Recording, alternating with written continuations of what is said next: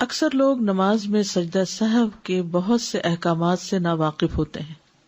کچھ لوگ اس جگہ سجدہ سہو چھوڑ دیتے ہیں جہاں وہ واجب ہوتا ہے، اور کچھ لوگ وہاں سجدہ سہو کرتے ہیں جہاں نہیں کرنا ہوتا. کچھ لوگ نماز میں سلام پھیرنے سے پہلے سجدہ سہو کر لیتے ہیں، اگرچہ اس کا موقع سلام پھیرنے کے بعد کا ہو. یعنی سجدہ سہو سلام سے پہلے بھی ہوتا ہے اور سلام سے بعد بھی. کچھ لوگ سلام پھیرنے کے بعد سجدہ سہو کرتے ہیں، اگرچہ اس کا موقع سلام پھیرنے سے پہلے کا ہو. اسی لیے سجدہ سہو کے احکام کا علم حاصل کرنا بہت اہم ہے، کیونکہ اگر سجدہ سہو درست طریقے پر نہ ہو تو پھر نماز میں کمی رہ جاتی ہے. سجدہ سہو سے مراد کیا ہے؟ نمازی کے کیے جانے والے ان 2 سجدوں کو سجدہ سہو کہا جاتا ہے جو وہ اس کمی کو پورا کرنے کے لیے کرتا ہے جو نماز میں بھولنے کی وجہ سے واقع ہوتی ہے. یعنی جب ہم نماز میں بھولتے ہیں اور کچھ گڑبڑ کر جاتے ہیں، کوئی کمی کر جاتے ہیں، شک میں پڑ جاتے ہیں، تو اس شک کو دور کرنے کے لیے یہ سجدہ کیا جاتا ہے. سجدہ سہو کو مرغمتین بھی کہا جاتا ہے.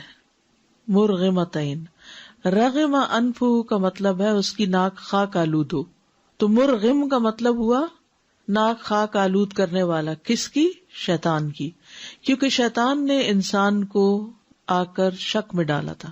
یعنی شیطان انسان کی نماز میں خلل ڈالتا ہے، شک ڈالتا ہے، تو اس کے اس شک اور خلل کو دور کر کے نماز میں اطمینان حاصل کرنے کے لیے یہ سجدہ کیا جاتا ہے، شیطان کو ذلیل کرنے کے لیے.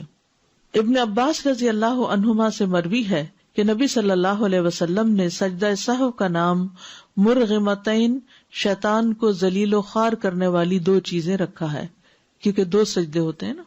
سجدہ سہو کا حکم. معاویہ بن ابی سفیان رضی اللہ عنہ سے مروی ہے کہ انہوں نے رسول اللہ صلی اللہ علیہ وسلم کو یہ فرماتے ہوئے سنا ہے کہ جو شخص اپنی نماز میں کچھ بھول جائے تو وہ بیٹھ کر سہو کے 2 سجدے کرے. یعنی اس کا حکم دیا گیا ہے، اور یہ مسند احمد کی روایت ہے. ہر سہو کے لیے سجدہ ہے، یعنی جو بھی بھولے آپ نماز کے اندر اس میں سجدہ ہے. ثوبان رضی اللہ عنہ سے مروی ہے کہ وہ نبی صلی اللہ علیہ وسلم سے روایت کرتے ہیں کہ آپ صلی اللہ علیہ وسلم نے فرمایا، ہر طرح کے سہو کے لیے سلام پھیرنے کے بعد 2 ہی سجدے ہیں. یعنی اگر 3 دفعہ بھولے ہیں ایک نماز میں تو آخر میں بس 2 ہی سجدے کرنے ہوں گے. آپ کو شک پڑ گیا رکعت میں، پھر آپ کو شک پڑ گیا اس چیز میں کہ آپ نے پتہ نہیں 2 سجدے کیے کہ 3 کیے ہیں، تو ایسی صورت میں پھر 2 سجدے ہی آخر کے کافی ہیں. یہ اس بات کی دلیل ہے کہ سجدہ سہو کمی کو پورا کرنے کے لیے کیا جاتا ہے. اس میں اس بات کی دلیل بھی ہے کہ اگر نماز مکمل پڑھی گئی ہو تو یہ سجدے شیطان کو ذلیل کرنے کے لیے کیے جاتے ہیں، جیسا کہ وارد ہوا. یعنی صرف شک ہی ہوا، حالانکہ آپ کی ہر چیز بالکل ٹھیک تھی تو بھی ٹھیک ہے، آپ تسلی کے ساتھ سجدے کر لیں تاکہ آپ کے اندر کی خلش دور ہو جائے. لیکن اگر کمی کی گئی ہو تو یہ کمی پوری کرنے کے لیے کیے جاتے ہیں. لیکن سجدہ سہو صرف اس صورت میں ہوتا ہے جب نماز میں شک زیادتی یا کمی کی وجہ سے ہو. سنن یعنی مستحبات کی کمی کو پورا کرنے کے لیے سجدہ سہو نہیں کیا جاتا، جیسا کہ جہری قرات والی نماز دھیمی آواز میں پڑھ لینا، یا سری نمازوں میں اونچی قرات کرنا، یا دعائے استفتاح بھول جانا، تو اس پہ سجدہ سہو نہیں ہے. ٹھیک ہے، یعنی مستحبات جو ہے نماز کے، ان میں اگر کوئی کمی ہو جائے تو سجدہ سہو نہیں. مثلا امام نے جہری نماز پڑھانی تھی تو وہ چپکے سے نماز پڑھا گیا، یہ کچھ حصہ. کئی دفعہ ایسا ہوتا ہے نا، آپ نے بھی کبھی جماعت کرائی ہوگی کہ آپ اپنی ہی سورت فاتحہ شروع کر دیتے ہیں اور پیچھے لوگ بھی کھڑے ہیں، تو اب آپ کو خیال آتا ہے کہ اوہ میں تو اونچا پڑھنا تھا، تو اب آپ کو جہاں ہی خیال آیا وہاں سے ہی آپ نے بلند آواز میں پڑھنا شروع کر دیا. شروع سے دوبارہ نہیں سب کچھ کرنے کی ضرورت، اور آخر میں سجدہ سہو کی بھی ضرورت نہیں ہے.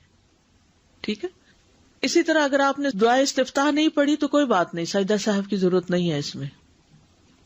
کب ہوتا ہے سجدہ سہو؟ جب نماز میں کوئی کمی ہو یا زیادتی واقع ہوئی ہو. ٹھیک ہے. سجدہ سہو کا فائدہ.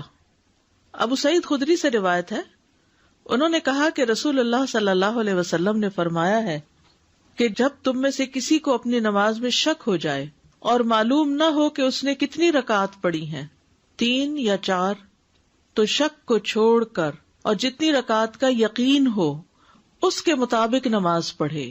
پھر سلام پھیرنے سے پہلے 2 سجدے کرے، اور اگر اس نے 5 رکعت پڑھ لی ہو تو ان 2 سجدوں کے ساتھ اس کی نماز جفت ہو جائے گی، یعنی 6 ہو جائیں گی، اور اگر پوری 4 پڑھی ہو تو یہ 2 سجدے شیطان کے لیے ذلت کا سبب بن جائیں گے۔ اب آپ دیکھیے، یہ صحیح مسلم کی اس روایت کے مطابق 3 سچویشنز ہیں، بتائیے کون کون سی۔ نمبر 1، نماز میں شک ہو جائے اور یہ یاد نہ رہے کہ کتنی رکعتیں پڑھی ہیں، 3 پڑھی ہیں یا 4 پڑھی ہیں، تو یقینی بات کیا ہے اور شک والی کیا ہے؟ 3 یقینی ہے اور چوتھی میں شک ہے، کیا کریں گے؟ 1 رکعت اور پڑھ کر بعد میں سجدہ سہو کر لیں گے۔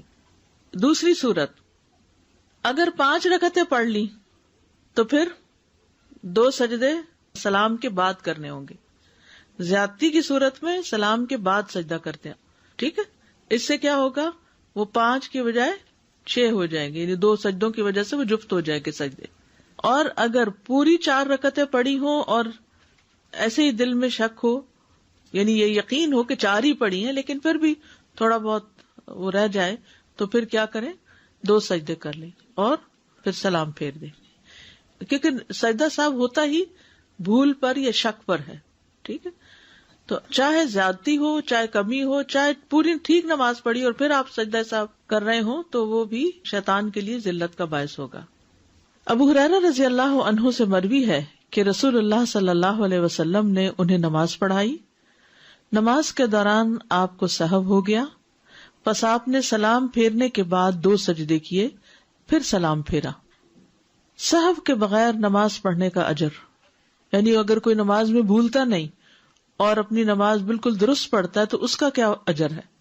زید بن خالد جوہنی سے مروی ہے، کہتے ہیں کہ رسول اللہ صلی اللہ علیہ وسلم نے فرمایا، جو شخص 2 رکعتیں اس طرح پڑھے کہ ان میں کچھ بھی نہ بھولے تو اللہ تعالیٰ اس کے گزشتہ سارے گناہ معاف کر دیتا ہے، اس کے پچھلے سارے گناہ معاف ہو جائیں گے۔ اس لیے ممکن حد تک اپنے آپ کو سہو سے بچانا چاہیے، یعنی نماز میں اتنی توجہ رکھنی چاہیے کہ انسان کچھ بھی نہ بھولے۔ عثمان بن عفان رضی اللہ عنہ سے مروی ہے، کہتے ہیں کہ ایک آدمی نبی صلی اللہ علیہ وسلم کی خدمت میں حاضر ہوا اور کہنے لگا، یا رسول اللہ، میں نماز پڑھ رہا تھا، مجھے پتہ نہیں چل سکا کہ میں نے جفت عدد میں رکعتیں پڑھی، یعنی ایون نمبر میں پڑھی ہیں یا طاق عدد میں، یعنی 3 پڑھی ہیں یا 4 پڑھی ہیں، سمجھ میں نہیں آ رہا۔ تو رسول اللہ صلی اللہ علیہ وسلم نے فرمایا، اپنے آپ کو اس بات سے بچاؤ کہ تمہاری نماز میں شیطان تم سے کھیلنے لگے۔ تم میں سے کوئی شخص نماز پڑھ رہا ہو اور اسے جفت اور طاق کا یعنی ایون آڈ کا پتہ نہ چلے رکعتوں کی تعداد میں، تو اسے 2 سجدے کر لینے چاہیے کہ ان دونوں سے اس کی نماز مکمل ہو جاتی ہے۔ یہاں تک بات سمجھ میں آ گئی؟ اول تو یہ کہ انسان پوری توجہ سے نماز پڑھے کہ بھولے نہ، لیکن پھر بھی شیطان اچھے بھلے انسان کو بھلوا دیتا ہے، اور وقت کے ساتھ ساتھ جب عمر زیادہ ہو جاتی ہے تو حافظہ ذرا کمزور ہوتا ہے، تو اس وقت یہ اٹیک اور بھی زیادہ ہونے لگتے ہیں، تو انسان پھر پریشان ہی رہتا ہے کہ نماز پڑھی ہے کہ نہیں پڑھی، پتہ نہیں قبول ہوئی ہے کہ نہیں ہوئی۔ تو اس طرح کی پریشانیوں سے بچنے کے لیے ہمارے دین نے ہمارے لیے بڑی سہولت پیدا کی اور ہمیں ان سجدوں کا حکم دے کر نماز کے اندر اطمینان پیدا کر دیا، ٹھیک ہے؟ تو اب اس کا حکم بھی ہے اور اس کے ساتھ ساتھ نبی صلی اللہ علیہ وسلم کا طرز عمل بھی ہے، یعنی آپ کا قول بھی ہے اور آپ کا فعل بھی ہے۔ سہو ہوتا ہے، سہو نہیں ہوتا، سب لوگ اپنا تلفظ بھی درست کر لیں۔ سہو جیسے لغو، ٹھیک ہے، کرب، نفس، سہو۔ سجدہ سہو کے اسباب، اس کے 3 اسباب ہیں۔ نمبر 1، نماز میں کسی عمل کا زیادہ ہو جانا، کسی عمل کا زیادہ ہو جانا۔ آپ کو شک پڑ گیا کہ آپ نے 2 کی بجائے 3 سجدے کر دیے۔ کمی ہو جانا، 2 کی بجائے 1 سجدہ کرنا۔ نماز میں شک پیدا ہو جانا کہ پتہ نہیں سجدہ کیا بھی ہے کہ نہیں، مثلا یا سورۃ فاتحہ پڑھی بھی ہے کہ نہیں، حالانکہ پڑھی ہوتی ہے لیکن شک ہوتا ہے۔ نمبر 1، نماز میں کسی عمل کا زیادہ ہو جانا، بھول کر نماز کے کسی رکن کو زیادہ پڑھ لینے پر سجدہ سہو۔ اگر نمازی اپنی نماز میں قیام، قعدہ، رکوع یا سجدہ، یہ دیکھ لیجیے ذرا دوبارہ، قیام، قعدہ، قعدہ کیا ہوتا ہے؟ بیچ میں تشہد پڑھنا، رکوع، ذہن میں آ رہا ہے؟ رکوع سوچتے جائیے، ذرا امیجن کریے ساتھ کہ آپ جیسے نماز میں ہیں اور یہ چیزیں ہو رہی، یا سجدہ جان بوجھ کر زائد کر دے گا تو اس کی نماز باطل ہو جائے گی. جان بوجھ کے اگر 2 کی بجائے 3 سجدے کیے یا 1 کی بجائے 2 رکوع کیے تو پھر کیا ہوگا؟ نماز باطل. لیکن اگر وہ بھول جائے اور اسے یاد نہ رہے کہ اس سے نماز میں زیادتی واقع ہو گئی ہے، یہاں تک کہ وہ اپنی نماز سے فارغ ہو چکا، اس وقت اس کو یاد آیا کہ اوہ میں نے تو 3 سجدے کر دیے تھے، اس صورت میں اسے صرف سجدہ سہو کرنا ہوگا اور اس کی نماز صحیح ہوگی. اتنی بات ابھی سمجھے، یہ والی بات سمجھ آ گئی؟ کیونکہ یہ ساری بلڈ اپ ہوگی، پھر جا کے پوری بات آپ کو سمجھ آئے گی. خلاصہ یہ ہے کہ نماز کا کوئی رکن جان بوجھ کے زیادہ پڑھنے سے کیا ہوگا؟ نماز باطل. اور اگر بھول کے زیادہ کر لیا تو سجدہ سہو کافی ہوگا.